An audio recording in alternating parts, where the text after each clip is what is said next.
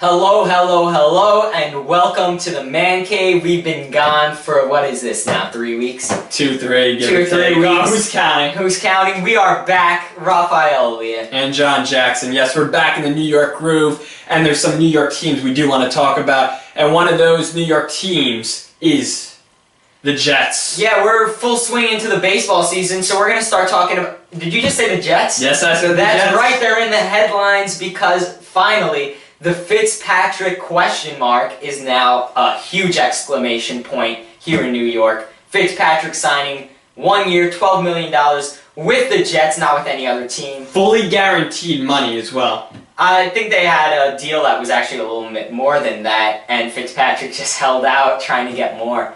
But, you know, you get this close. He wanted to play, obviously. Yeah. That was my worry, that he just didn't want to play. That he'd rather go and not play than accept this deal. That was the question. No team was going to take Fitzpatrick except for the Jets. So the question was, would Fitzpatrick sit out a year, or would he play with the Jets? And he said he would consider sitting out a year if they didn't pay him well. And it was all about money. It was one option. It was play with the Jets or nothing, and the Jets needed him. He needed the Jets. Yeah. We knew it was going to happen. It was inevitable. We've been saying it's a matter of if. It was a matter of when, not if. But honestly, it got me nervous getting closer and closer. Oh, yeah, absolutely. He rented out his Jersey home. Brandon Marshall wasn't receiving texts from the guy. It was getting me nervous. Scary. But he's back with the Jets.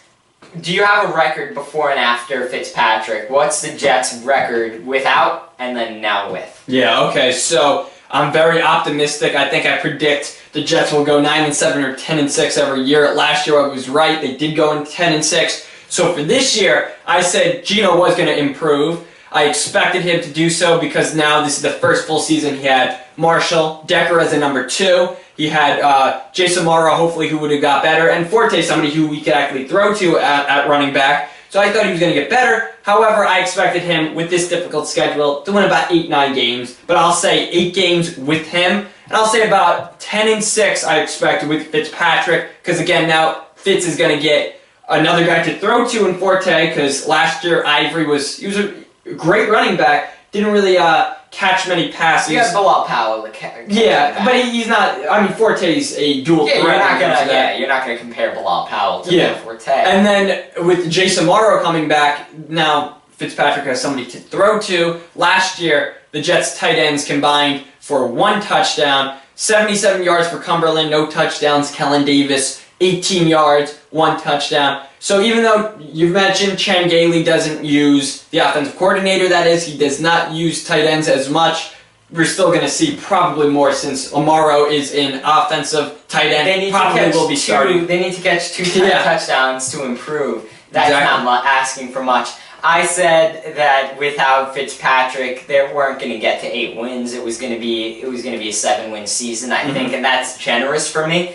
Because you have a tougher schedule, and you got better, but I think that the drop-off is a lot more. And people argue with that, like, is Fitzpatrick really that good? No, he's not. He's a journeyman. He hasn't proven himself. I understand that. But Geno Smith has proven himself, and he's proven himself to not be able to handle it. Yes, he hasn't had a good receiver to throw to, but I don't see him doing well throwing to good receivers like Marshall and Decker, and I'm not going to rely on wide receivers to carry a quarterback. That's not the kind of league Well, they kind of carried Fitzpatrick last year. He had the best season of his career. I think that he was able to throw it in, at least he overthrew it most of the time. And Fitzpatrick, once he gets beyond the 30-yard marker, he can't throw.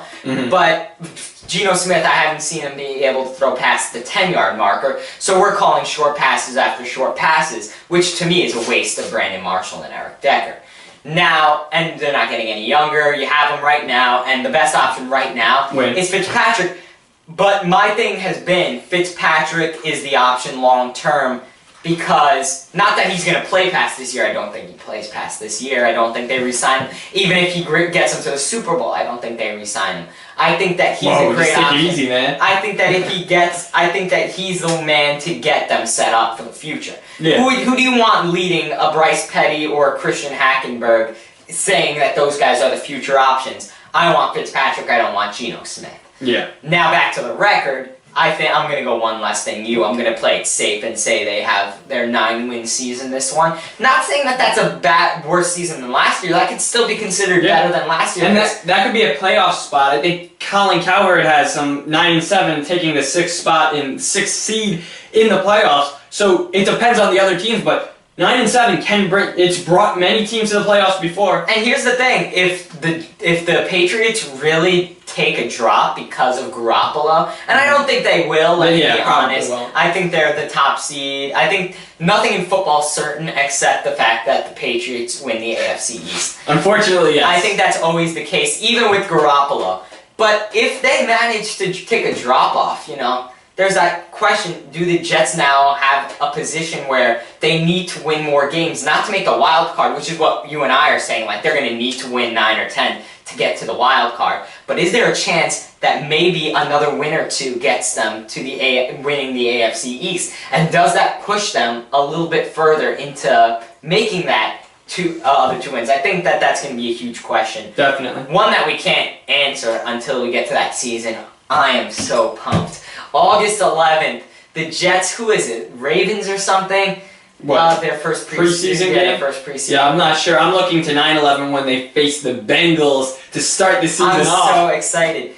I'm excited for August 11th just because I get to see football getting thrown, honestly. Yeah, but of course, I'm so pumped for this football season. Jets. I won't let my Jet bias take it over because I'm still a pessimist. If you're a Jets fan, you're probably your own worst critic. But oh, yeah. For sure. The Jets have a quarterback. So now we can actually talk about liable things with this Jets season because now it's no more speculation. Jets got a quarterback. They have a running back. They finally signed Darren Lee. He's the last of the draft class to get signed. They were waiting a lot for a lot. Mohammed Wilkerson, we didn't report that here. Wilkerson, the big signing. I mean, that's huge. I don't know. Everybody was saying, you're going to get Wilkerson or Fitzpatrick. No way you're getting both. Sign both of them here. Mike McCagnon's like... He continues to impress, doesn't he? But did you think... I thought it was Fitz before Mohammed Wilkerson. Big surprise. Oh, yeah. Which is why I thought we weren't going to sign Fitz. I'm like, we chose Mohammed over Fitz. Yeah. Good choice. I think. Good choice. But we got both, so that's great. What is it? Zach Stacy getting waived. Goodbye.